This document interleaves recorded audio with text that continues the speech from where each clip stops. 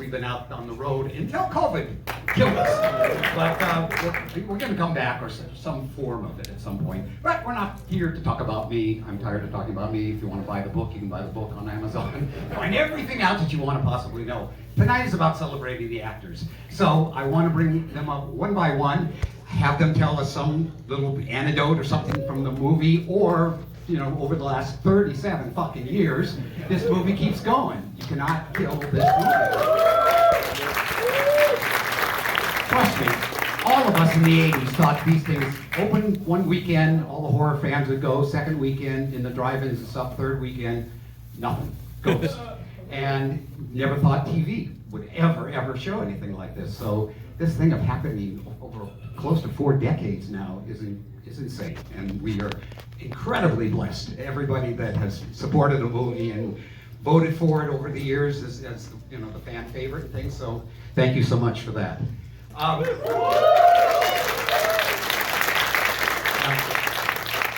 still waiting. There are 2 guests. So actually, we got a couple of special guests, but I don't know if they made it here. But we'll keep going, and hopefully they'll get here. First up, in the movie, there is a scene that was an added scene because after we actually showed the movie, Frank Mancuso Jr. decided we need 3 more kills. So we went out to Bronson Caves out here and we killed this couple. One proposed as he proposed to her. The caretaker got killed that same night. So we've got our wonderful engaged couple, the skewered couple. First off, Roger Rose. Hey, do we have Jason fans? Let's hear it! Hi, everybody. Thank you, Tom. I'll be real quick here. So I did a lot of voiceover. I still do a lot of voiceover. Me want honeycomb. Anyway, happy feet. I eat some ketchup, I do. Never mind. Anyway, so when I first got to Hollywood, my job was to do all the murders in movies, like The Reanimator. Anybody ever see The Reanimator? That was what I did. So I got hired to do all the deaths in Friday the 13th. Like a guy gets his head squished and his brain pops out. Thank you. Anyway, so I'm doing the deaths for Tom. I'm doing all the deaths. And then, just like out of a bad movie, the phone rings and Tom answers it. He goes, and he hangs up and goes, I get to do this. Kid, I want you in my movie. And that's how I got on Friday the 13th. Thank you, Tom. Over to you. Hey, real quick. One question, because we've got so many people. You pick who you want the Anybody have a question? From. One question.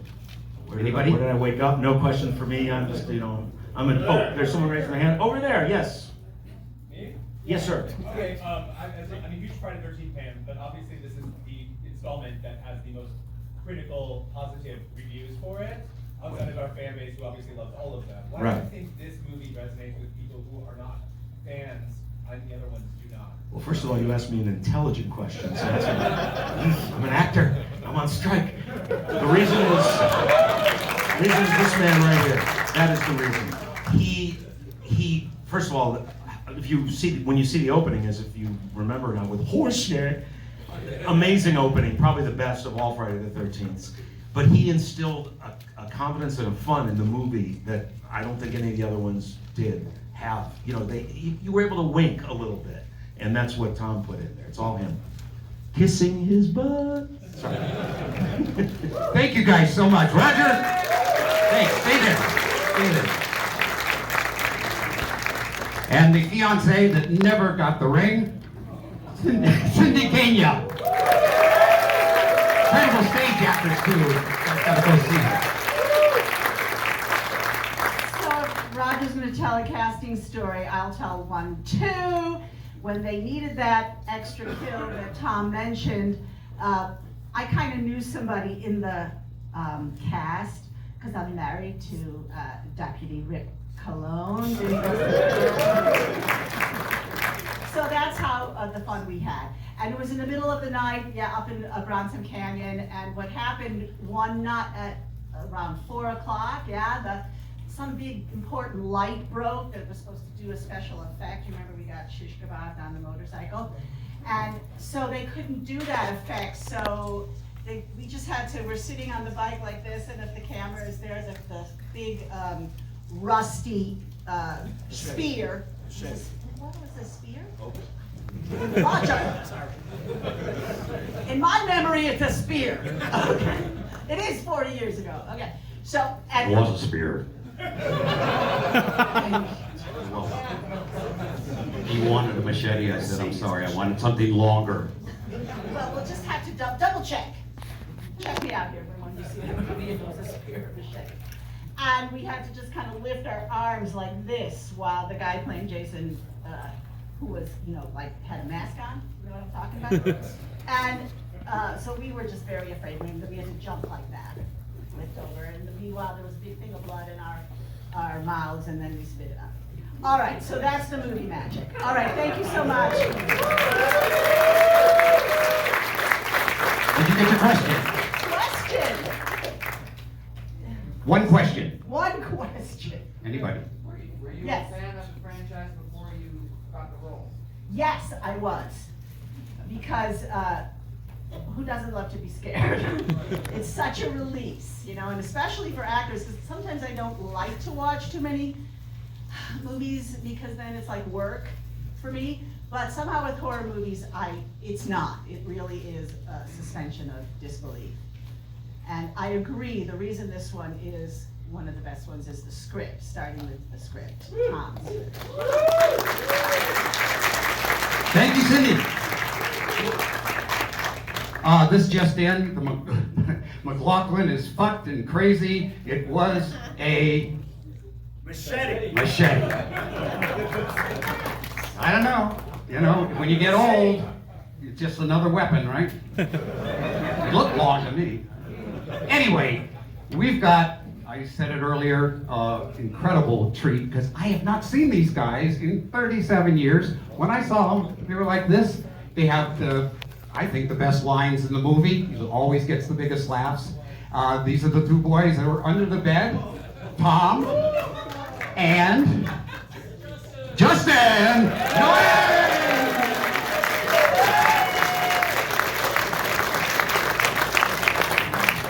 Hey there. Thanks for having us. What are you guys doing now? I know the rest of everybody's still acting and things. How about what happened with you guys? I'm still acting. My brother's a writer. Justin just is working on a show called Platonic right now for Plus. Right. He was kind enough to write a role for me, so I gotta do an episode of that too. But yeah, it's so much fun to be here tonight. I guess my one complaint that I still have with the movie is that none of the campers got killed. Like everybody else got all the fun gore, and all of the campers got spared. So doesn't seem right.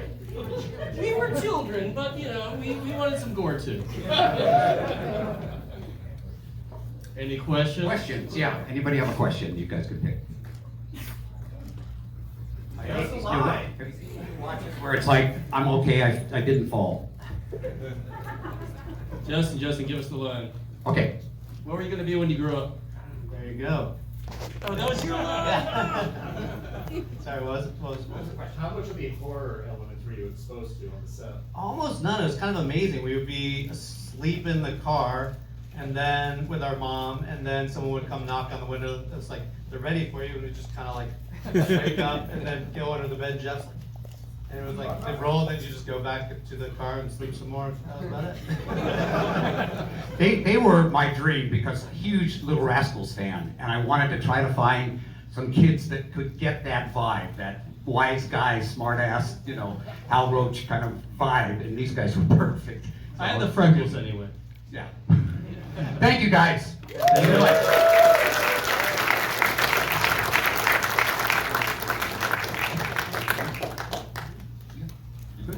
Okay.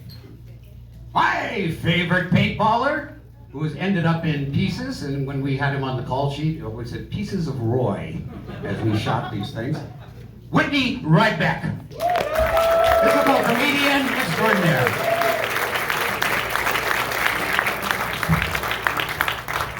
I didn't know this was a comedy. Boy, was I surprised. Actually, Tommy and I go back to days of mime. Yes, we were the people who do the wall, pull ropes years ago. And he knew I could do physical comedy, so he dragged me into this wonderful film. And one of the stories I can tell about when we were first working on it. And he was directing me as what he wanted me to do. I'm kneeling by a tree and there's a little stump coming out of it. And he said, if you even just touch that thing, it'll just fall apart. So when you're looking out and trying to be menacing, playing this paintball game because you really want to win it, and you touch that thing, it'll fall apart. And then I don't remember, so they tried to put it back. That's what I did. I tried to put it back, and I just the hell with it. And decided that I was going to win this paintball game because at the office no one took me seriously. So then that was my motivation of what I was thinking. And then the rest is the line, help, help, he's gonna kill me. And I run off, and I'm the only victim in a Friday the 13th movie that was killed off camera. The whole point of these movies is to watch somebody. They would have cut it out, Whit. They would have cut it out. We would have never got there. But it actually was funnier to have pieces of Roy, I guess. Anyway, it was a wonderful part of my life. I enjoyed making this movie with, working with my friend Tom is just a joy. And I guess that's all I have to say. Thank you. Yeah. Well, I went after all the rest of the paintballers. I was not able to find anybody but the most beautiful one, Ann Ryerson.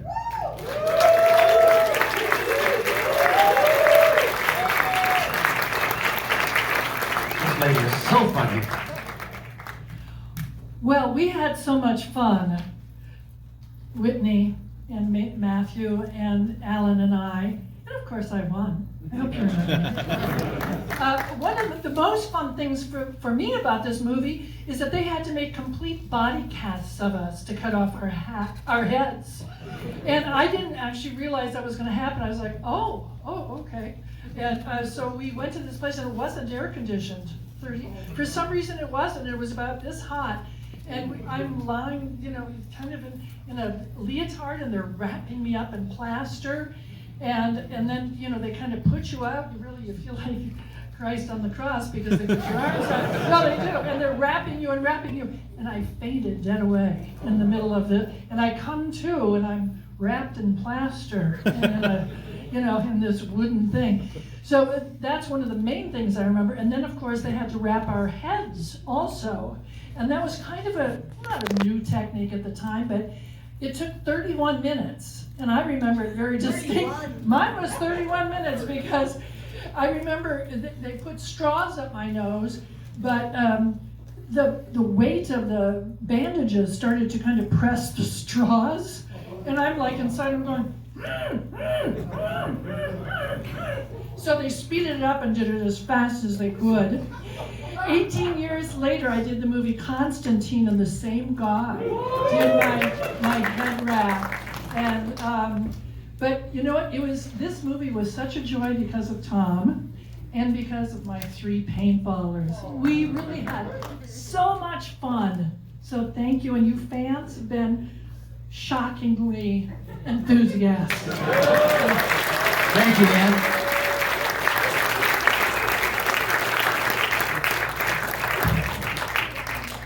Well, this is a woman I've known for a long time. We almost killed her. I hope she may talk about that in her little anecdote. I'm not sure. Ladies and gentlemen, Nancy McLaughlin.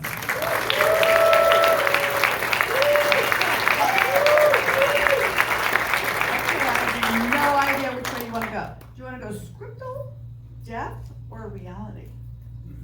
Reality. Right here. These are belts we all have made. Those who were on the set a very long time. And mine says Nan Bob. Some had Tom Bob, and he had Vin Bob.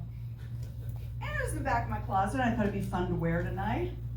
It's so old, it broke. It fit, but it broke. So there goes the real Bob.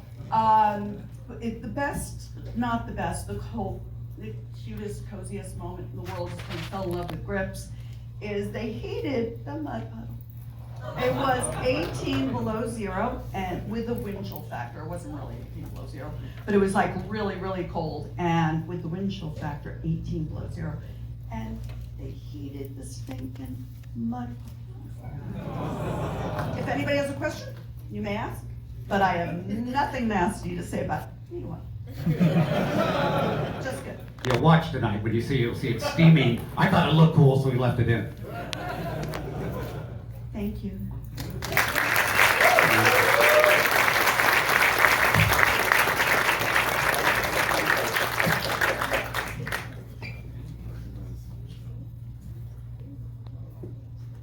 Ladies and gentlemen, Vincent Gustafaro, the Detective Rick. Hello.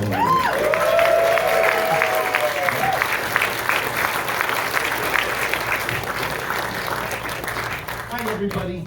Boy, I'm so glad you're here. You know, it's a really encouraging thing to see. Well, you guys weren't born when this movie came out. So I'm glad to see you're here, and I worry about your perverted parents who said, hey, you're 8 now, you could see somebody get their head cut off. But you guys are great. The thing I liked the most about working on the main movie was Tom McLaughlin, our director. He made it special. He made it fun. A lot of us were young, like you all are. And we had a lot of fun working with Tom. He has an imagination, as you could tell from the movie, that is just boundless. What else? There was another thing I was going to tell you that I liked. And I already lost it, see? What do you need me to say? You liked her.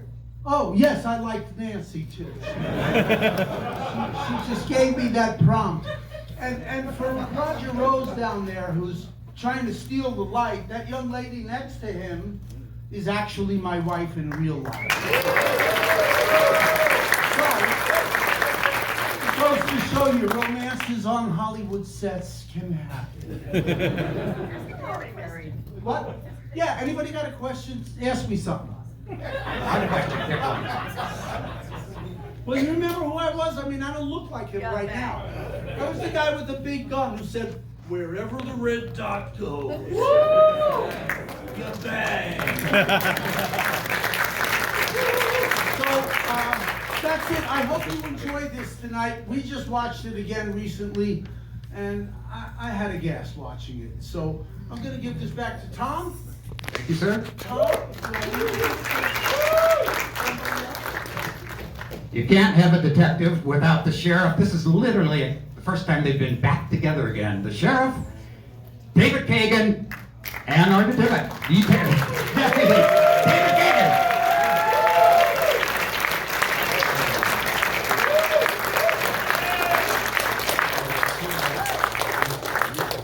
You guys are incredible. I mean, the fans are incredible. I was just thinking about how once I was taking a hike, I was out in the middle of nowhere, and somebody comes walking up the trail the other way, and he stops and goes, "You're David Kagan, you were Sheriff Garris," you know. Just, and I remember going to the first screening on Hollywood Boulevard, I think it was, and knowing the film, because I was there, and watching you all grabbing hold of each other and yelling out at the screen. It was like the Rocky Horror Show, you know. Amazing. There were a couple scenes I was thinking about that I had particular fun doing, and one of them was one of my deputies. Rick gets his head crushed, you know, and you know the film backwards and forwards and upside down. And he's right there, and I come and I trip over him. And I fall down, and my face goes right next to his face, you know, is all. And I pull away from the camera, and you know, the opportunity to do something like that, like a classic horror movie, like, you know, it's unbelievable to get a chance to do that. And the other thing was that fight scene that I had with Jason was not in the original script, and they decided to add that.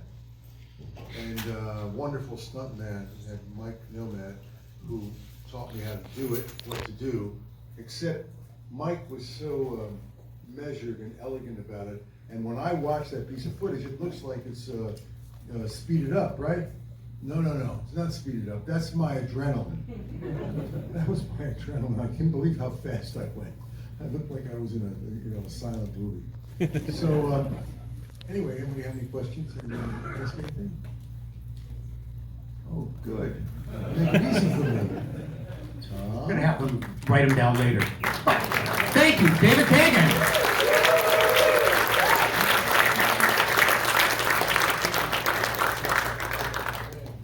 Okay, this is everybody's heartthrob. This is the woman that basically said to me on the day, "Do I have to take my top off?" And I said, "No, if you're uncomfortable." I was way ahead of my time. Way ahead of my time. I've taken a lot of shit for that. A lot of shit from you guys, so fuck it.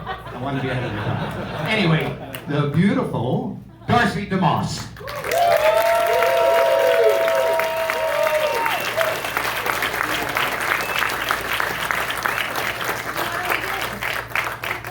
Hi, everybody. I didn't know what the question was because I couldn't hear backstage. Question? No question. Oh, there's no No, question? you tell us what you Oh. would like to share over the last 37 years and not Well- something with your husband. How amazing is it that we're all here 37 years later and you're here and it's all because of that gentleman right there. It's all you, Tommy. And, you know, we'll do anything for you. We are your little sheep and we love you.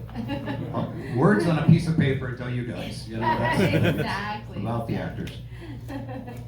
So, anybody have a question? Over there. Oh, I can't see, but, oh, hi.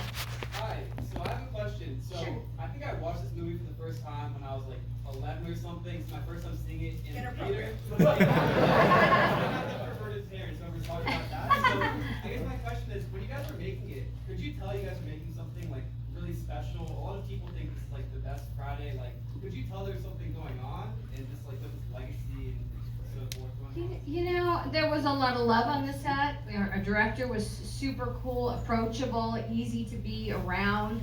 And I don't really think that we did know. I mean, I personally didn't know, but this film has been the gift that keeps giving. It just keeps giving. You know, we're going to conventions and with Tommy at conventions, and there's a bunch of us that do them together, and it's like a class reunion that we get to come out and see you guys. And thank you guys so very much for being so awesome and enjoying our work. Thank you, Darcy.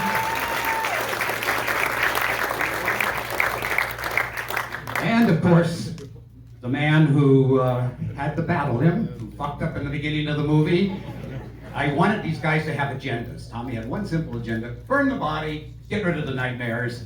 Fucked up with that spear. So now Jason, happy to be down there. All the great monsters are, right? Dracula, Wolfman, Frankenstein. Nobody wants to be out there killing and love to be dead. But he had to screw it up, so he had an agenda. Jason had an agenda. Ladies and gentlemen, Tom Matthews. Everybody, I play Tommy Jarvis. I want that weird night to have a 35mm print from Paramount. That's just so fantastic. And the cast, look at all the cast we have from the movie. It's amazing. What a great night. What a great night. You know, I go around the world doing conventions and stuff, representing the film, and it's just been so amazing and so much fun. And the heartfeltness from every person who comes up to me, it's just so sincere, and that just keeps me going back and doing the conventions. And I just want to thank you guys, because without the fans, we would not be here at all. And Tom, I mean, you made such a great movie, had everything, and even had a little romance. And David Kagan, by the way, is my favorite death scene in the whole franchise, by the way.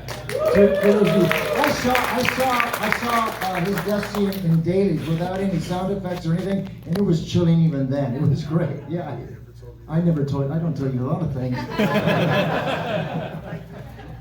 Anyway, thank you all for being here. And any questions from anybody, or? I got one. Go ahead. What do you think Tommy Jarvis is doing like post part 6? Like, did he start making masks again? hand, like. He could have been. I always thought he was just waiting. As long as, you know, he's alive, he's going to be obsessed with Jason coming back and rising. So I think he's in the woods planting traps and goes into town, you know, does a little bit of stuff, but he's constantly waiting for him to show up again. And yeah, so and I see Kane Hodder a lot, and I tell him, you know, he should thank me, because he wouldn't have a career if I didn't take out both CJ. That's for sure. I think restitution is in order from Thank you, Tom. Thank you. Okay. We had one dude, I'm sure you gotta know who this is, who was not able to make it because he wants to hang around on his ranch in Montana and feed the horses and whatnot. He's on screen for us. We roll this? And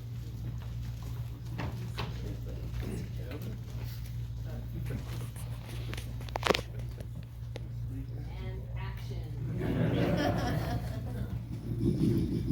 I guess he's still in Montana.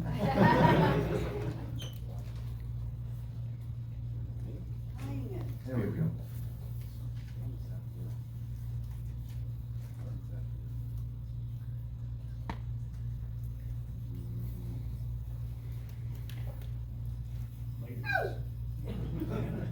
Please hold on to your purses.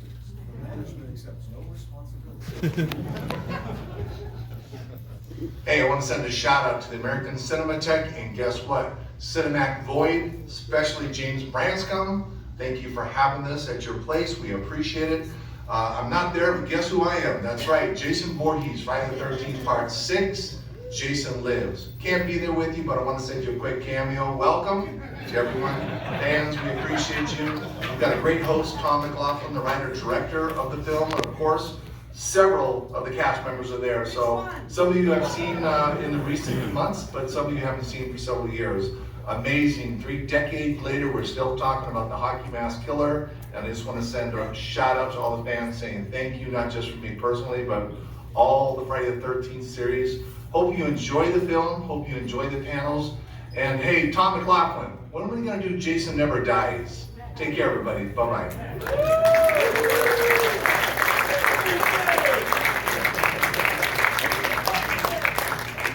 Okay. We are on strike. Yes, I am the SAG member too. And a Writers Guild member. Taking DJ donations? got What are you sober and voted against it. But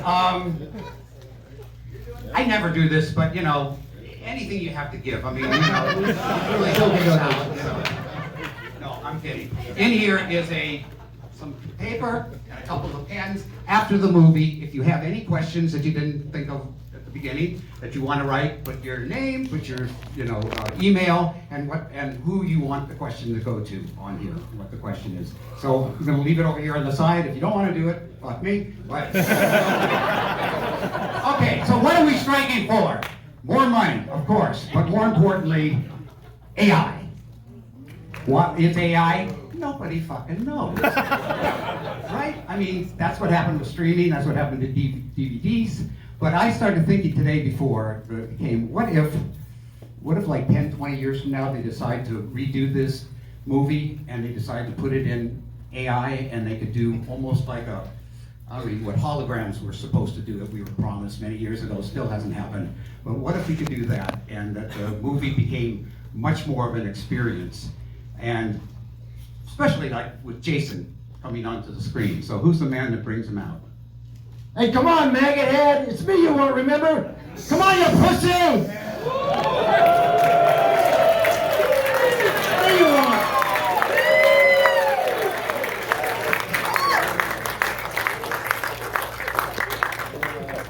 Give him another one. I'm over here, you idiot! Hey! COVID. The sign of COVID. I think we should go. Thank you guys so much. Thank you all. Enjoy the movie! My name's Jason Baker. Play Jason. Thank you.